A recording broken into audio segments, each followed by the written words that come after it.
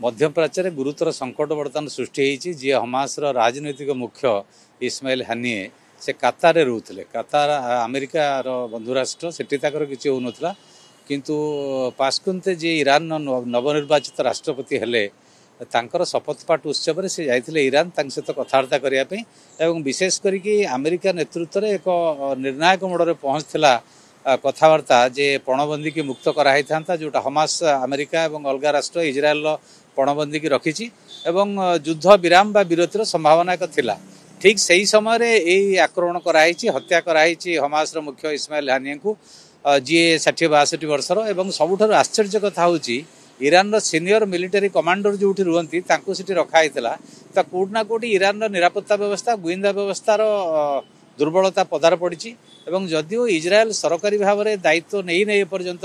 ये मृत्यु पछरे तार हाथ अच्छी बोलिकी किंतु ये कथा इरानियन रिवोल्यूशनरी सोशलिस्ट गार्ड तांकर सेनाबाहिनी कही हमास कही तो बर्तमान बड़ विपद हूँ ईरान प्रतिक्रियाशील होती ईरान जो मुख्य आयतुल्लाह खोमेनी सी कहते जे जवाब आम दबु एवं निज हाथ में निजे कुराड़ी मारी इजराइल एवं हमास प्रतिक्रियाशील होती तेणु आशा कराऊँ आगामी किछि घंटा मध्य किछि दिन मध्य इराक जदि प्रत्याक्रमण कर इजराइल को इजराइल प्रत्याक्रमण कर कारण इजराइल एक शक्तिशाली राष्ट्र सामरिक भाव में तेणु या भर देखिए जोटा इजराइल विरोधी मेंट जोटा हिजबुल्ला हमास एवं ईरान ये तीन ईरान नेतृत्व में जो तीन टाक सैड्रु आक्रमण होउची एवं इजराइल प्रति आक्रमण करुच्ची एवं रिसेंटली हिजबुल्लार कमांडर को इजराइल मारदे तार कारण हूँ पूर्व जो गोलान हाइट जोटा इजराइल नेतृत्व कर्तृत्व अच्छी से 12 जन इजराइल कर्तृत्व अंचल लोक मरी तेणु ये जो छोटकाटिया गंडगोल बा लोक मरवा यहाँ बड़ धरण विस्फोरक परिस्थिति मध्यप्राच्य बर्तमान नबार संभावना अच्छी जोटा विश्वपाई विपद कारण गोटे पटरे विश्व रूस यूक्रेन युद्ध एवं अलगा पटरे एपट्रे जो हमास उपर आक्रमण एवं गाजा पट्टी इजराइल आक्रमण में 40,000 लोक मले एवं इजराइल प्रथम 7 तारिख 1200 लोक मरी तेणु तार समस्यार समाधान हो पारे गोटे समाधान निर्णायक मोड़ में पहुँचला बेलू ये हत्याटी हूँ निश्चित भाव में जो मैंने हत्या कर यार समाधान चाहूना तेणु बर्तमान बड़ विपद हूँ ईरान को कहीं ना कहीं राष्ट्र ये भारत एक गुरुत्वपूर्ण भूमिका अच्छी कारण भारतर बंधु राष्ट्र ईरान एवं अमेरिका जातिसंघ ये समस्ते जदि मिसिकी चाप पकेबे ताल से प्रतिक्रियाशील न होइकी कूटनैतिक बाटे शांतिपूर्ण उपाय यार समाधान हम कारण सी यदि प्रतिक्रियाशील हम समग्र मध्यप्राच्य अंचल ए संपृक्त हो इजराइल ईरान प्रत्यक्ष मुहांमुही युद्ध हो गले बर्तमान संकट शक्ति संकट हम पेट्रोल डीजेल ये सब दरदाम बढ़िबो एवं युद्धर प्रभाव केवल विश्व अर्थनीति नुहे विश्व राजनीति पड़े ना इजराइल एपर्यंत कही ना पारिपार्श्विक परिस्थिति की देखिकी एमाने अभियोग कर